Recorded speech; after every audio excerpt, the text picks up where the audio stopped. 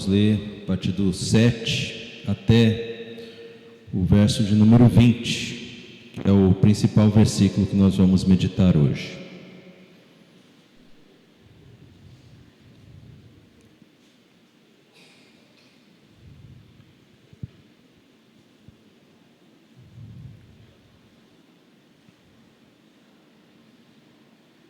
Todos acharam?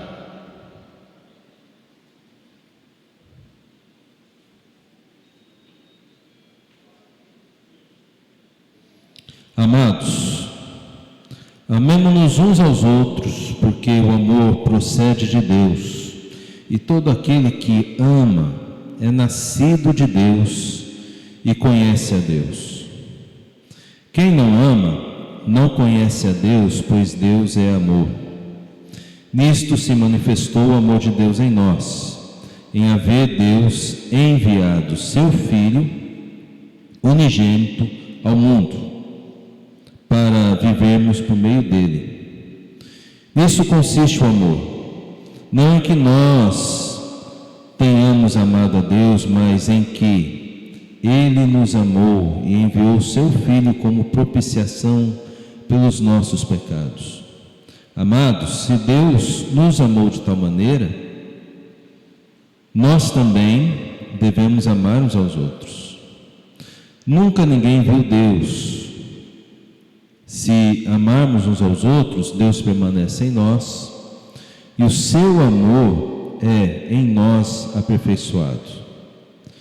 Nisso conhecemos que permanecemos nele e que ele permanece em nós, pelo fato de nos ter dado o seu Espírito.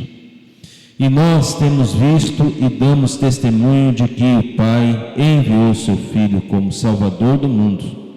Aquele que confessar que Jesus é o Filho de Deus, Deus permanece nele e ele permanece em Deus. E nós conhecemos o amor e cremos neste amor que Deus tem por nós.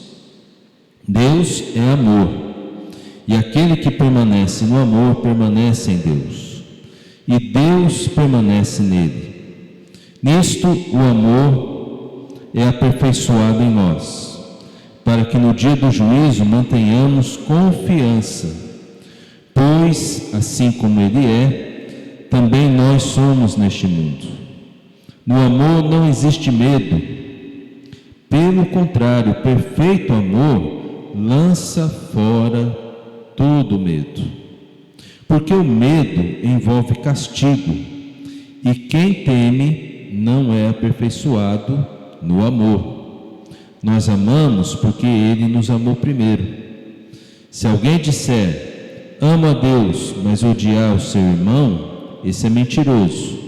Pois quem não ama o seu irmão a quem vê, não pode amar a Deus a quem não vê.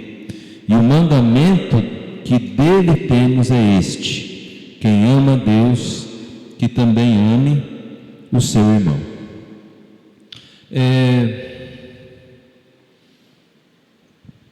Moisés, lá no Êxodo, teve um momento em que ele fez um pedido para Deus.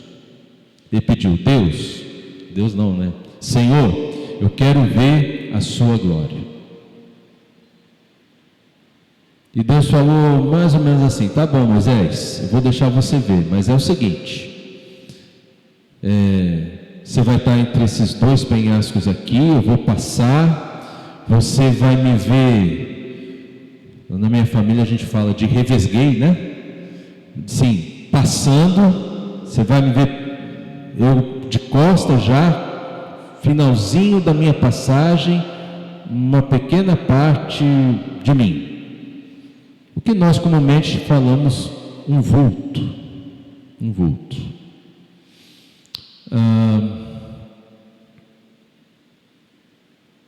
Eu estou falando de Moisés porque no Evangelho, João, esse aqui que a gente está lendo da carta, lá no capítulo 1 do Evangelho, João fala o seguinte,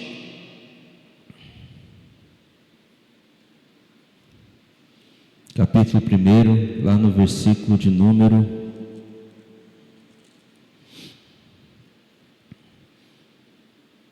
17.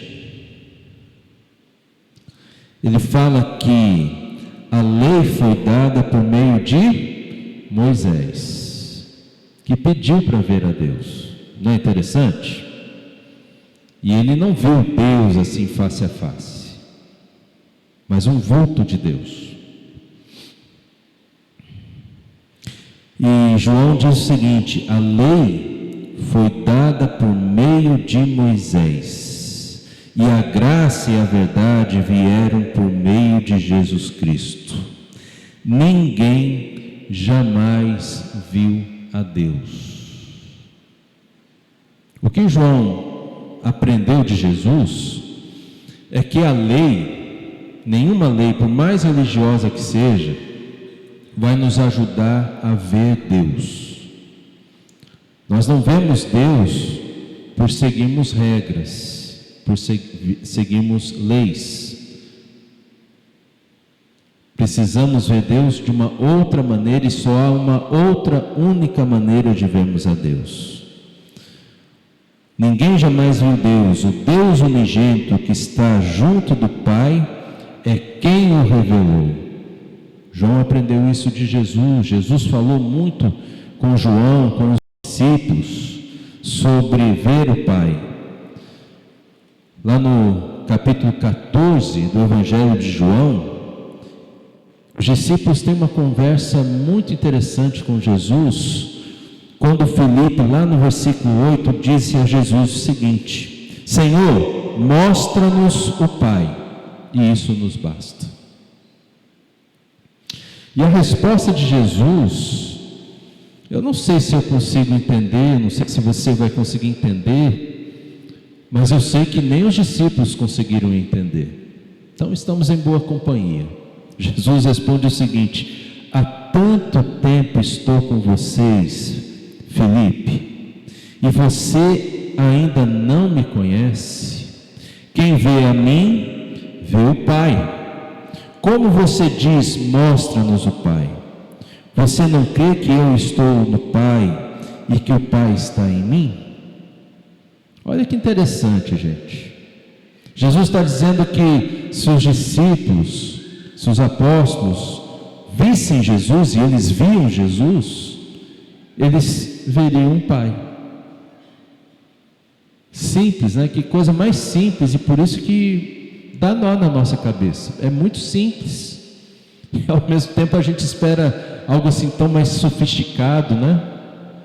Uma imagem mais sofisticada de Deus, e a imagem de Deus está em Jesus Cristo, nosso Senhor.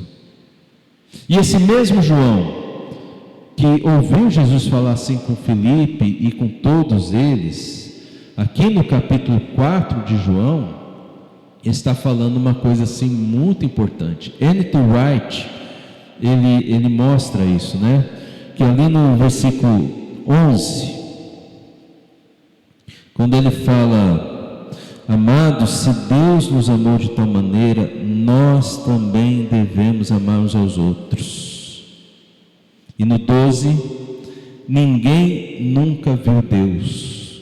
Não é isso que lemos lá no Evangelho? É nessas horas que eu penso que a carta de João às vezes comenta um pouco o Evangelho, né?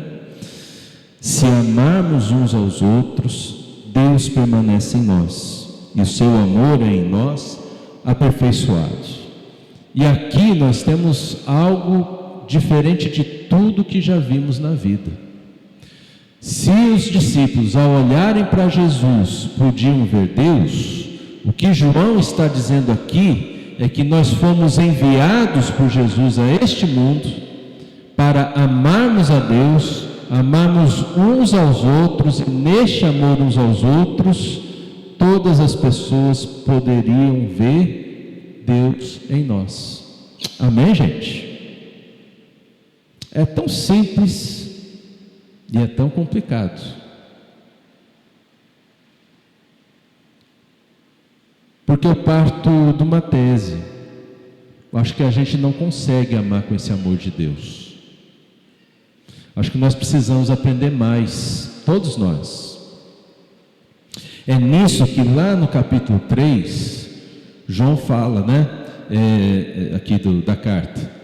Então, se o nosso coração nos acusar, porque a gente não está conseguindo amar direito o irmão, Deus é maior que o nosso coração e podemos ter paz em Deus, né? Parece que João está falando assim, ó, nenhum de nós consegue amar tão profundamente como Deus nos amou. A gente tenta, a gente se esforça, mas conseguir é algo assim que merecia uma medalha, né, gente? Não é verdade? Merecia uma medalha, porque olha, você foi herói. Amar. E esse amor de Deus, meus irmãos, é um amor incondicional e sacrificial, que no grego lá é a palavra ágape. Eu não gosto muito de falar termos gregos, mas você já ouviu isso alguma vez na vida, a palavra ágape, que tem esse significado, um amor de sacrifício e um amor que é incondicional. E aí João, ele vai mostrar aqui para nós duas coisas que atrapalham para nós não termos esse amor de Deus: medo e ódio. Medo e ódio, né? Tem alguns vídeos na internet, eu acho fantástico, né? As mães vão me perdoar aqui, mas o vídeo eu acho fantástico. Tem um menino que faz assim, os Vingadores, vídeo de Vingadores com a mãe dele, vocês já viram isso? E a mãe dele, o superpoder da mãe dele é o chinelo, e ele é o vilão, né? E ele apronta, ele corre da mãe, mas a mãe tem uma pontaria, parece o Thor com o martelo, né? Mas é a mãe com o chinelo, né? E aí ela acerta ele, não mãe, tal. É um vídeo muito engraçado, mas gente, ele não fala desse imaginário nosso que, pelo menos os mais velhos, quando eram crianças, tinham medo de apanhar dos pais. Fala ou não fala? Né? Tinha um amigo meu que, quando ele ia brincar com esse fato, desse medo de apanhar dos pais, ele falava assim: a pia não, mãe, a pia não, né? Como se a mãe fosse jogar a pia. Às vezes, alguns relacionamentos eram tão truculentos que gerava medo. E em alguns casos, o filho ou a filha, por ser muito aprontão, né? Talvez houvesse mais medo do que o respeito, né? Hoje é bem diferente, né? Tem tanta lei contra abuso, não é verdade, gente? A gente precisa ter um equilíbrio nisso tudo, né? Mas o que eu quero mostrar para você é que alguns relacionamentos, eles são baseados no medo. E João está falando para a igreja. Quem às vezes, quando o líder lá do grupo pequeno fala: olha, quem quiser pedir uma oração, pode fazer o pedido da oração agora. Quem aqui nunca ficou receoso de fazer um pedido de oração que realmente gostaria de fazer, com medo do que, gente? Foi só comigo ou com você também já aconteceu? Com medo do que? Os irmãos vão comentar, vão falar para o pastor, o que vão achar de mim? E João está falando justamente isso, ó, o medo, onde há medo, o amor não se aperfeiçoa. E nós temos esses medos, gente, porque nós não somos perfeitos no amor, nós não sabemos amar direito. Se você pedir oração porque você tem um problema, será que não vai ter aquele irmão ou aquela irmã que não vai falar: viu, eu sabia? Bem feito, ó, anda assim desse jeito, ó o que aconteceu.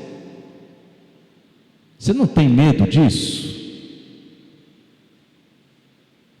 Mas você concorda comigo que esse tipo de comentário não deveria existir no nosso meio, amém, gente? Amém ou não amém? Mas como o João coloca aqui, né? Se o nosso coração, todos nós. Aí eu te pergunto outra coisa: quem nunca fez isso, joga a primeira pedra.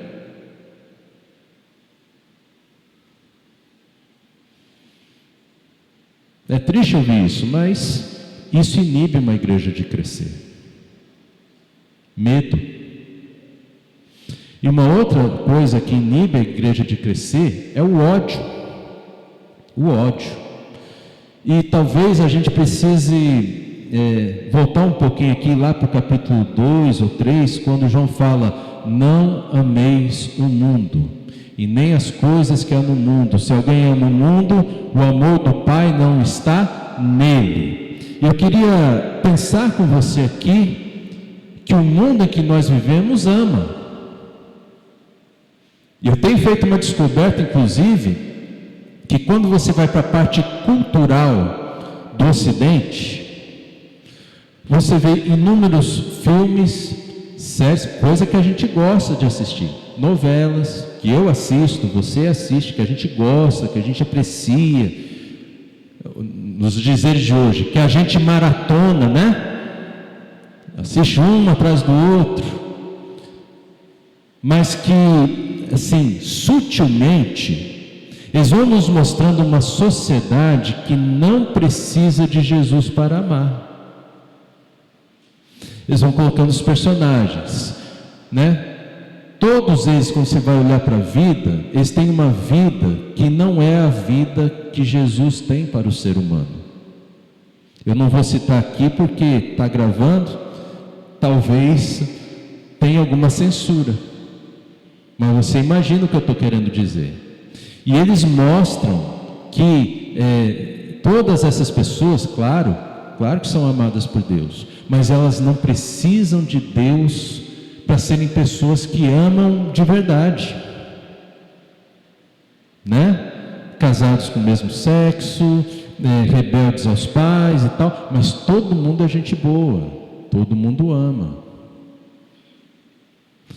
Mas não é o mesmo amor que João descreve como ágape, porque não é um amor incondicional e não é um amor sacrificial. Por isso, em muitos desses lugares que a gente assiste, você vê muito o quê?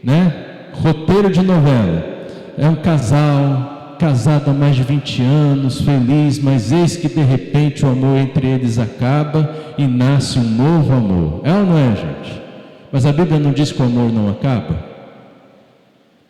E aí, a gente fica meio sem saber. É que o amor de Deus, descrito na Bíblia, é ágape. E o amor do mundo não é esse amor ágape. É um amor, se o amor de Deus é incondicional, o amor do mundo é condicional. Se o amor de Deus ele é sacrificial, o amor do mundo não é sacrificial, é aquilo que vai ser bom para mim.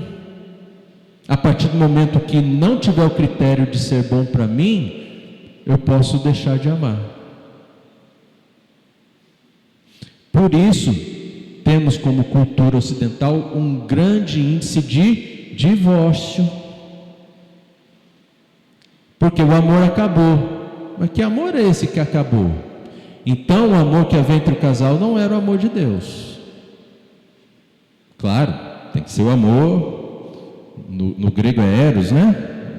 Casal. Mas não é só isso. Tem que ter o amor de Deus. Você vê, meu irmão, minha irmã? João está falando para a igreja, mas olha como isso entra no seu lar. Às vezes eu faço o caminho contrário, né? Fala para a família e tal, a gente aplica para a igreja, mas hoje aqui ele está falando para a igreja, mas a gente aplica também para a família. Olha como isso é cruel. E aí nós não entendemos essa diferença de amor e, o que é pior, trazemos o amor do mundo para dentro da onde, gente? Da igreja. Quando eu era pequenininho, lá em Maringá, o que se discutia muito sobre era a preocupação de não trazer o mundo para dentro da igreja. Mas naquele tempo, trazer o mundo para dentro da igreja é trazer a bateria, o violão era só em barzinho que se tocava. Nós vamos tocar violão na igreja, meu Deus. Guitarra.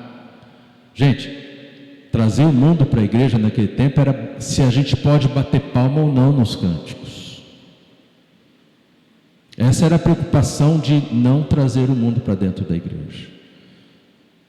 Como estamos vendo, não é isso que é trazer o mundo para a igreja, amém, meus irmãos? Trazer o mundo para dentro da igreja é trazer um amor condicional e um amor que não seja sacrificial. Isso é trazer o mundo para dentro da igreja. Quando para amar o irmão, eu estabeleço condições. Se o irmão ou a irmã ele não cumpriu os requisitos, que na verdade ninguém sabe que você tem, ninguém fala, a gente não fala essas barbaridades, né? Ninguém quer que os outros pensem mal de você, então você não fala, eu não falo, ninguém fala. Mas o que acontece? Se você vê que a pessoa não é daquele jeito, conforme o que você pensou que deveria ser, você suporta, mas você não ama. Suportar e amar são duas coisas completamente diferentes. Mas é assim que a gente traz o mundo para dentro da igreja. Quem faz isso? Você, ele, ela? Não, nós. É assim que João fala. Nós. Não há quem nunca tenha feito isso. E aí nós não acolhemos o irmão. E aí, meus irmãos, a gente cai em alguns erros, sabe? Igreja não é uma coisa da gente fazer, ou fazer bem feito, ou fazer o seu melhor. Igreja é uma coisa da gente ser. Se você não acolhe o irmão que sabe fazer menos que você não ama o irmão. Porque você só acolheria se ele fizesse o mesmo tanto que você. Olha só. Isso é para quem tem ministério de oração, de música, de diaconia, de presbiterato, de pastor, tudo. Todo mundo.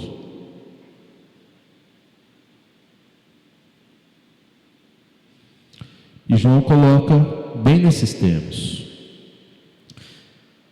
Se nós amamos, é porque Ele nos amou primeiro. E qual é esse amor que recebemos dele? Um amor sacrificial e incondicional. Voltando, repetindo aquela figura que eu falei para vocês já há alguns domingos, Deus nunca sentou com você para colocar as coisas na mesa e falar assim, se você me prometer, César, que você vai ser uma pessoa melhor, eu vou enviar meu filho para morrer e pagar os teus pecados, por você, ele vai pagar todos os teus pecados, mas você promete para mim que antes você vai melhorar? Se Deus fizesse isso, seria um amor condicional e não incondicional. Por isso Deus enviou o seu Filho ao mundo, para que todo aquele que nele cresce, não morresse, mas tivesse a vida eterna. Deus amou a todo mundo, sem estabelecer condições. Só tem uma coisa, você precisa crer nele. Quem crê, recebe esse amor de Deus. Mas Deus amou até os que não creram.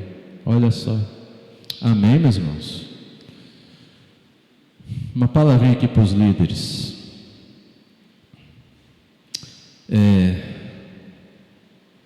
Liderar é servir. E coisa difícil é servir. É muito difícil servir. Até porque muitas vezes nós esperamos um retorno positivo de todo todos os irmãos, e não são todos os irmãos que retornam positivamente. E aí? A gente desiste? A gente continua servindo, amando, incondicionalmente, até o fim. Aí a gente pode pensar, talvez é transliterar, talvez o termo que eu quero usar, a conversa de Pedro com Jesus.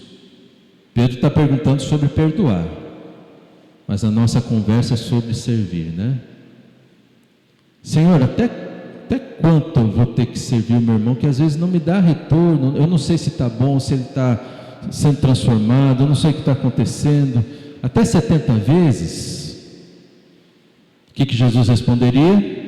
70 vezes 7, porque tem que ser incondicional.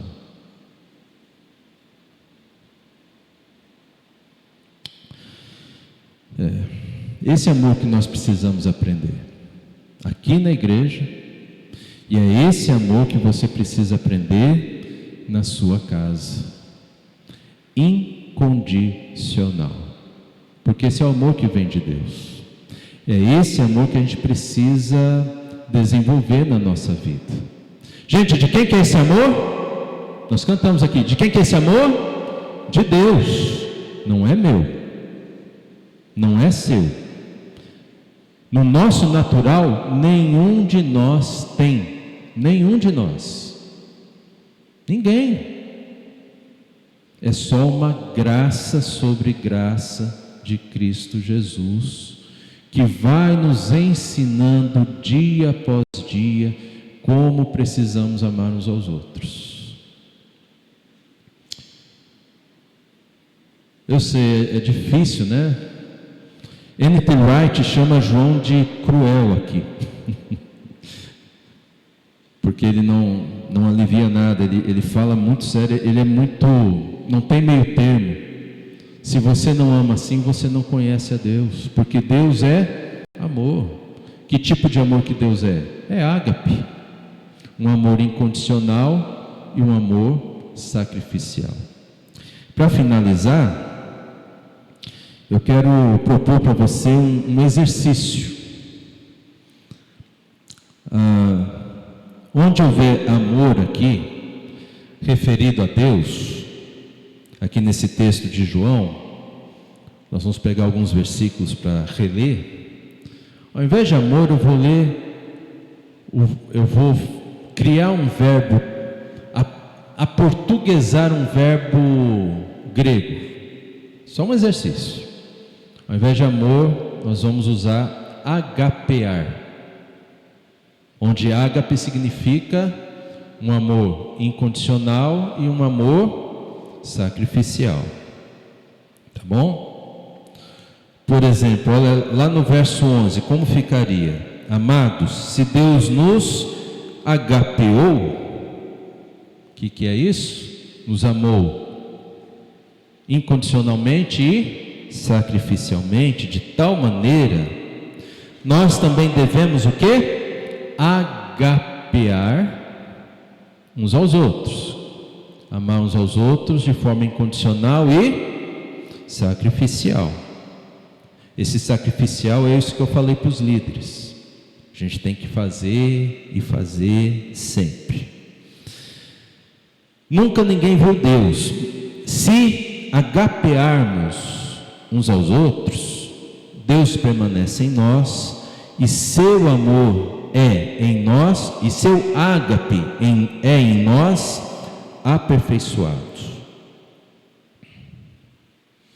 Segundo parágrafo do versículo 16, Deus é ágape, e aquele que permanece no ágape permanece em Deus, e Deus permanece nele.